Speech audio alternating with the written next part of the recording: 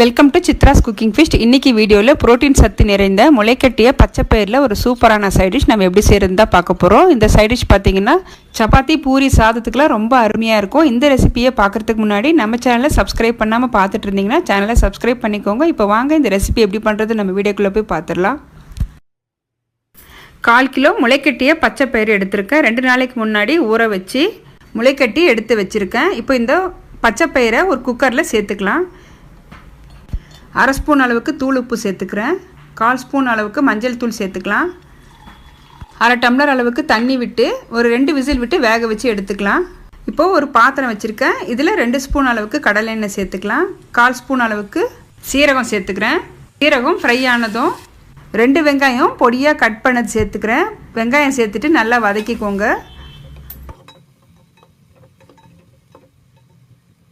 3 பச்சை மிளகாய் சேர்த்துக்கிறேன். 1 கொத்து கருவேப்பிலை, 1 ஸ்பூன் அளவுக்கு இஞ்சி பூண்டு பேஸ்ட் சேர்த்துக்கலாம். இப்போ நம்ம சேர்த்துருக்கிறது எல்லாமே 1 நிமிஷத்துக்கு நல்லா வதக்கிக்கலாங்க. இப்போ 2 தக்காளி நான் அரைச்சி வச்சுருக்கேன்.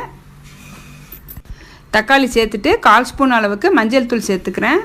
1 ஸ்பூன் அளவுக்கு குழம்பு மிளகாய் தூள் சேர்த்துக்கிறேன். 1 ஸ்பூன் அளவுக்கு தனியாத்தூள் சேர்த்துட்டு 1/2 ஸ்பூன் அளவுக்கு சீரகத்தூள் சேர்த்துக்கலாம். கரம் மசாலா வேணும்னா சேர்த்துக்கலாங்க, நான் இன்றைக்கி சேர்க்கலை. உப்பு தேவையான அளவுக்கு சேர்த்துக்கலாம். இப்போது வெங்காயம் தக்காளி நல்லா வதங்கட்டும்.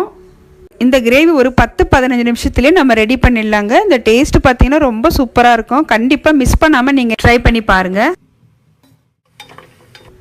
இப்போ பார்த்தீங்கன்னா வெங்காயம் தக்காளி நல்லா வதங்கி இருக்குது. 1/4 ஸ்பூன் அளவுக்கு நான் பெருங்காயத்தூள் சேர்த்துக்கிறேன்.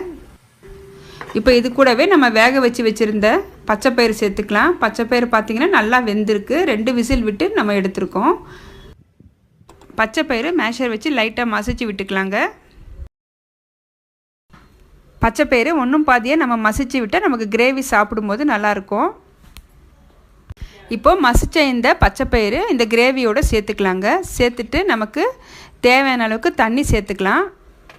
நான் இன்றைக்கி இந்த கிரேவியை சப்பாத்தியோடு தாங்க சர்வ் பண்ணுறேன். எந்த அளவுக்கு தண்ணி வேணுமோ நான் சேர்த்துக்கிறேன். தண்ணி சேர்த்துட்டு 5 நிமிஷத்துக்கு நல்லா சிம் பண்ணி கொதிக்க வச்சுக்கலாங்க. ஹை ஃப்ளேமில் இருந்ததுன்னா பச்சைப்பயிறு பார்த்திங்கன்னா அடி பிடிச்சிரும். நல்லா லோ ஃப்ளேம்லேயே வச்சு கொதிக்க வச்சுக்கோங்க. நல்ல புரத சத்து நிறைந்த முளைக்கட்டிய பச்சைப்பயிறு கிரேவி இப்போ கொதித்து ரெடி ஆயிடுச்சுங்க. கடைசியாக பொடியாக கட் பண்ண கொத்தமல்லி சேர்த்துட்டு ஸ்டவ் ஆஃப் பண்ணிக்கலாங்க. கிரேவி இப்போ ரெடி ஆகிடுச்சு. நம்ம இப்போ சப்பாத்தியோட சர்வ் பண்ணிக்கலாம். நல்ல சாஃப்டான சப்பாத்திக்கு இந்த கிரேவியை வச்சு சாப்பிட்டு பாருங்கள். டேஸ்ட் ரொம்ப நல்லாயிருக்கும். கண்டிப்பாக மிஸ் பண்ணாமல் இந்த ரெசிபியை ட்ரை பண்ணுங்கள். என்னோடய இந்த வீடியோ உங்களுக்கு பிடிச்சிருந்ததுன்னா வீடியோவுக்கு லைக் பண்ணுங்கள். மறக்காமல் நம்ம சித்ராஸ் குக்கிங் ஃபீஸ்ட் சேனலை சப்ஸ்கிரைப் பண்ணி பெல் பட்டனை ப்ரெஸ் பண்ணி ஆளுங்கிற ஆப்ஷனை கிளிக் பண்ணி வச்சுக்கோங்க. அப்போ தான் நான் போடுற வீடியோஸ் உங்களுக்கு தொடர்ந்து நோட்டிஃபிகேஷனாக வரும். தேங்க்ஸ் ஃபார் வாட்சிங்.